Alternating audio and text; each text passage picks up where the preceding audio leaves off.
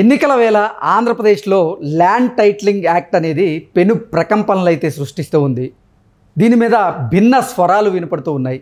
YCP వారేమో land titling act అనేది ప్రజలకు చాలా ఉపయోగపడుతుందని, అది రైతుల భూమి మీద సర్వ హక్కులు రైతులకే వచ్చేలాగా చేయడమే ల్యాండ్ టైటిలింగ్ యాక్ట్ అంటూ వారు చెప్తున్నటువంటి నేపథ్యంలో, కాదు రైతుల సంబంధించినటువంటి భూముల మీద సర్వ హక్కులు ప్రభుత్వానికే చెందుతాయి, జగన్మోహన్ రెడ్డి వాటిని కాజేసేటువంటి ప్రయత్నం చేస్తున్నారు అంటూ ప్రతిపక్షాలు ఆరోపణలు చేస్తున్నటువంటి నేపథ్యంలో అసలు ఈ ల్యాండ్ టైటిల్ యాక్ట్ అంటే ఏంటి, ప్రస్తుతం ఈ ల్యాండ్ టైటిల్ యాక్ట్ అనేది ఆంధ్రప్రదేశ్లో అమలయ్యుందా లేదా, దీనివల్ల అసలు ప్రజలకు లాభమా నష్టమా అనే అంశాల మీద మనతో మాట్లాడేందుకు చర్చించేందుకు ప్రస్తుతం మనతో పాటు ఉన్నారు ప్రముఖ సీనియర్ జర్నలిస్ట్, ప్రముఖ రాజకీయ విశ్లేషకులు సిఎస్ రావు గారు. సార్తో మాట్లాడు. సార్ నమస్తే. సార్ నమస్తే. సార్, ఎన్నికల నేపథ్యంలో ఆంధ్రప్రదేశ్లో ల్యాండ్ టైటిలింగ్ యాక్ట్ అనేది పెను దుమారాన్ని రేపుతూ ఉంది. ల్యాండ్ టైటిలింగ్ యాక్ట్ అనేది సూపర్ పథకం, అసలు మంచి యాక్ట్ అంటూ కూడా జగన్మోహన్ రెడ్డి గారు చెప్తూ ఉన్నారు. కానీ ప్రతిపక్షాలు మాత్రం రైతుల భూముల మీద సర్వ హక్కులు రైతులకు చెందకుండా ప్రభుత్వానికే చెందేలాగా ఈ యాక్ట్ ఉండబోతోంది అంటూ ప్రతిపక్షాలు చెప్తూ ఉన్నాయి. అసలు ఏంటి సార్ ఈ ల్యాండ్ టైటిలింగ్ యాక్ట్ అంటే ఏంటి, ఇది ఆంధ్రప్రదేశ్లో అమల్లో ఉందా లేదా, దీనివల్ల ప్రజలకు లాభమా నష్టమా అంటే ఏం చెప్తారు? ఇప్పుడు ఈ చట్టం అమల్లో ఉంది అని చెప్పి జగన్మోహన్ రెడ్డి అమలు చేస్తామని చెప్పి చెబుతున్నారు. అమల్లో ఉంది అని చెప్పేసి పెద్దిరెడ్డి రామచంద్రారెడ్డి అమలు చేస్తామని చెప్పి కూడా ఆయన చెబుతున్నాడు. అసలు అమల్లో ఉంది అని చెప్పి రెవెన్యూ శాఖ మంత్రిగా ఉన్నటువంటి ధర్మాన కూడా చెప్తున్నాడు. ముఖ్యమంత్రి కూడా నేను ఇది అమలు చేసి తీరుతానని చెప్పి చెబుతున్నాడు. అసలు అమల్లో లేనటువంటి చట్టాన్ని మీరు అమల్లో ఉందని మీరు ఎలా చెప్తారని కొంతమంది వైఎస్ఆర్ కాంగ్రెస్ పార్టీ వాళ్ళు అంటున్నారు. నాకు తెలిసినంత వరకు, నాకున్న సమాచారం ప్రకారం ఇది గత ఏడాది అక్టోబర్ నుంచి అమల్లోకి వచ్చింది. ఓకే, సరే, అది ప్రయోగాత్మకంగా దాన్ని అమలు చేస్తున్నారా, ఎలా చేస్తున్నారు అనేది తర్వాత సంగతి. ఇది అమల్లో ఉంది. రీసర్వే కూడా రాష్ట్ర వ్యాప్తంగా చేశారు. అసలు ఇప్పుడు రిజిస్ట్రేషన్లకు సంబంధించి రిజిస్ట్రేషన్ శాఖ కమిషనర్ ఎవరైతే ఉన్నారో ఆయన 16 రిజిస్ట్రేషన్ ఆఫీసులకి తొలి విడతగా సర్క్యులర్ ఇచ్చారా లేదా, దీనికి సమాధానం చెప్పాలి ఫస్ట్ ఆఫ్ ఆల్.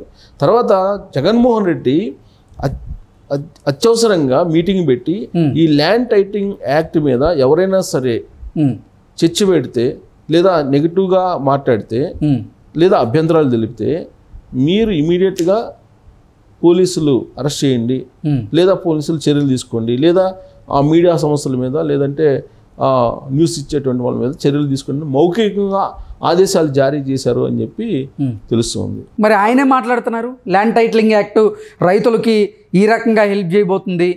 ఇన్ని రోజులు బ్రిటిష్ కాలంలో అప్పుడెప్పుడో సర్వేలు జరిగినాయి, ఆ సర్వే నెంబర్లే ఇప్పటికీ ఉన్నాయి, భూ సమస్యల వల్ల రైతులు ఇబ్బంది పడుతూ ఉన్నారు. పాజిటివ్ చెప్తున్నాడు కాబట్టి అది వినండి అని చెప్తున్నారు. ఆయన చెప్పింది వినాలి, ఆయన చెప్పింది వినకపోతే కేసులు పెట్టండి అని చెప్పి చెబుతున్నారు. ఎవరికి? సిఐడి కమిషనర్కి, రిజిస్ట్రేషన్ శాఖ కమిషనరు సిఐడి కంప్లైంట్ చేశారు. సిఐడి పోలీసులు ఎవరిని చర్యలు తీసుకోవాలి, ఎవరి మీద చర్యలు తీసుకోవాలి, ఎందుకు చర్యలు తీసుకోవాలనేది అర్థం కాక వాళ్ళు కామ్గా ఉన్నారు.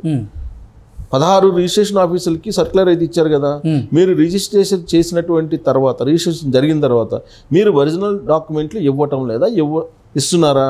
ఇవ్వట్లేదు కదా. జెరాక్స్ కాపీలు ఇవ్వాలని చెప్పి మీరు సర్క్యులర్ ఇచ్చారు కదా, జెరాక్స్ కాపీలు ఇస్తున్నారు కదా, ఒరిజినల్స్ మీ దగ్గర పెట్టుకుని ఏం చేస్తారు?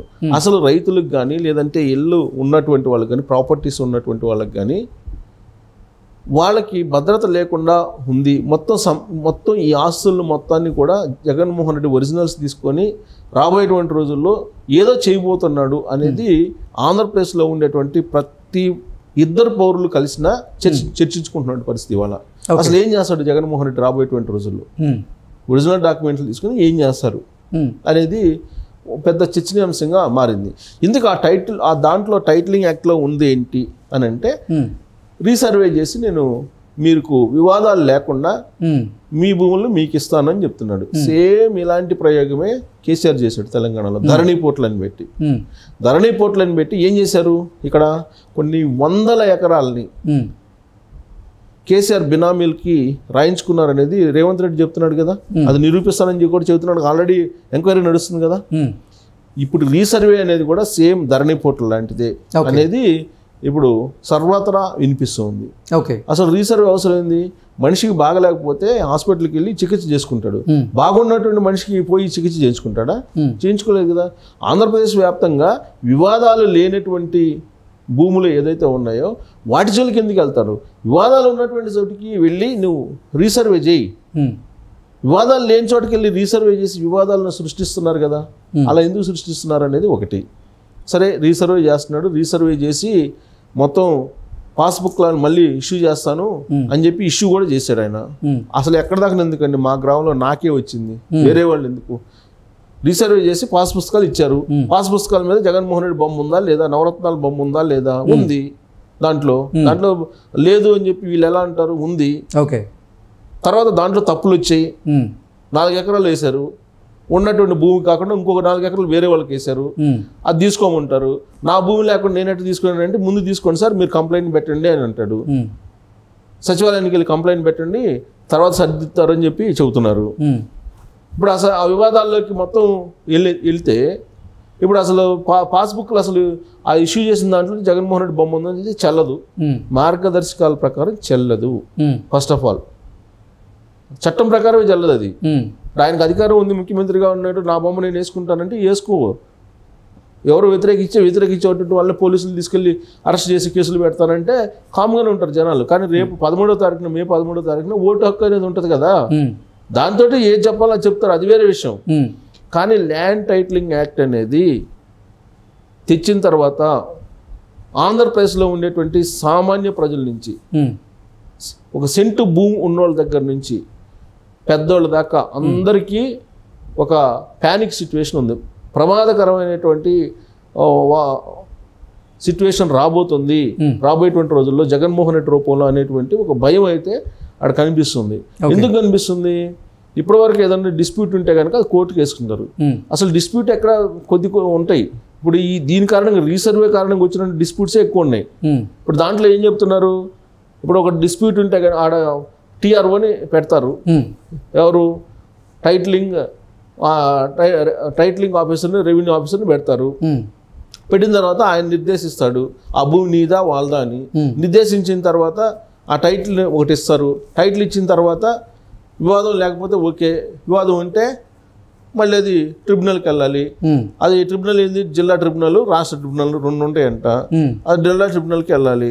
జిల్లా ట్రిబ్యునల్లో అధికారులు చెప్పింది వింటారా? అధికారంలో ఎవరుంటే వాళ్ళ మాట వింటారు. వైఎస్ఆర్ కాంగ్రెస్ పార్టీ వాళ్ళు చెప్పింది వింటారు. అంటే నీ భూమిని నువ్వు ఎప్పటికప్పుడు 90 రోజులకు ఒకసారి చూసుకోవాలంట. 90 రోజుల తర్వాత ఆ భూమి కనుక లేకపోతే ఆ రికార్డుల్లో, ఆన్లైన్లో, ఇక నీ భూమి కానట్టే. సపోజ్ ఎవరో నీ భూమిని ఆన్లైన్లో మార్చేసుకుంటాడు.